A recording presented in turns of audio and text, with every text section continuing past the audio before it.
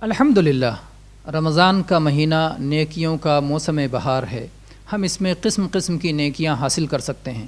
آئیے چند نیکیوں کا آپ سے ذکر کرتے ہیں جن سے آپ رمضان میں فائدہ اٹھا سکتے ہیں۔ سب سے اہم اور سب سے بڑی نیکی تو صوم یا صیام کی نیکی ہے جو سب سے اہم ہے۔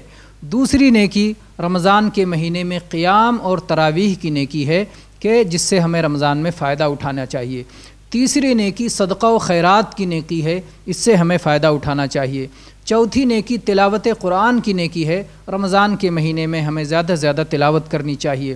اور اگلی نیکی تفطیر صائم، کسی بھی صوم رکھنے والے کو افطاری کروا دینا، اس سے اس کے صوم کا پورا ثواب آپ کو مل جائے گا اور اس کے صوم میں کوئی کمی بھی نہیں ہوگی۔ ایسے ہی رمضان کے مہینے میں جو نیکی کی جانی چاہیے اس میں سے ایک عمرہ ہے کہ رمضان کا عمرہ حج کے برابر ہے۔ اور ایسے ہی رمضان کے مہینے میں جو نیکیاں آپ کر سکتے ہیں اس میں اعتکاف کی نیکی بھی ہے۔ نبی کریم صلی اللہ علیہ وسلم عام طور پر رمضان کے آخری دنوں میں اعتکاف کیا کرتے تھے اور آپ کی بیویاں بھی اعتکاف کیا کرتی تھیں۔